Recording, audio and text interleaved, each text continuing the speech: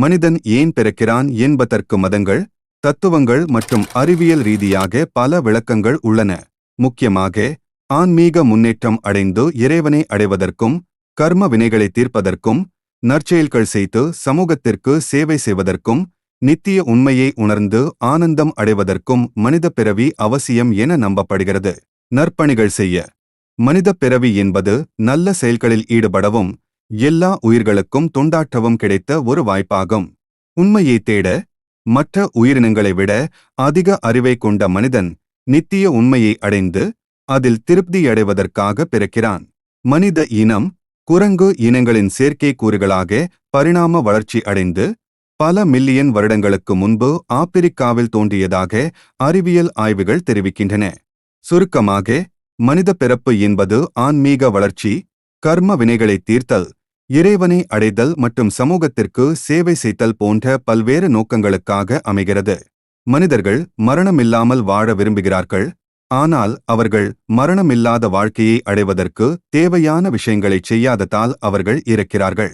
மனித பிறப்பின் லட்சியம் என்றால் உணவும் சந்ததியும். அது கிடைத்தவுடன் அவர் திருப்தி அடைய வேண்டும். மனிதன் என்பவன் மகா சிருஷ்டி என்று பிரமிப்போடு வர்ணிக்கப்படுகிற ஒரு சிறந்த படைப்பு மனித படைப்பு. உலகத்தில் வாழ பிறந்த மனித படைப்பு என்பதை விட உலகத்தை ஆள பிறந்த மனித படைப்பு என்பதுதான் உண்மையான நிலைமை ஆகும். இந்த மனிதன் என்ற சொல்லையும் இரகசியமாக இப்படித்தான் வடிவமைத்து விட்டுச் சென்று இருக்கிறார்கள்.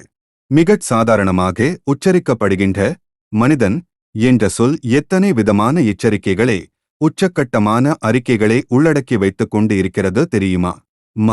மன், மதன், மன்மதன், தமன், தன், நிதன், தம, தனி. ஒவ்வொரு சொல்லும் எத்தனை உயிரோட்டமாக உயிர்ப்புச் சக்தியுடன் விளங்குகிறது என்பதை தொடர்ந்து பார்க்கலாம். என்றால் காலம், நேரம். மன் என்றால் நிலை, பெற்ற என்பதாம். மதன் என்றால் அழகானவன். மன்மதன் என்றால் காணக் கவர்ச்சியானவன். தமன் என்றால் உட்டான், உறவினன். தம என்றால் நிரம்பப்பட்டவன். தன் என்றால் ஆத்மா உடையவன். நிதன் என்றால் நித்தியமும் இவ்வாறு இருப்பவன்.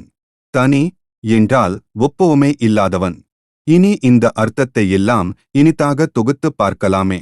திருமூலரும் தன் என்னும் ஆத்மாவை அறிய வேண்டும் என்று வற்புறுத்தினார். தன்னை அறிய தனக்கொரு கேடில்லை என்று பாடினார்.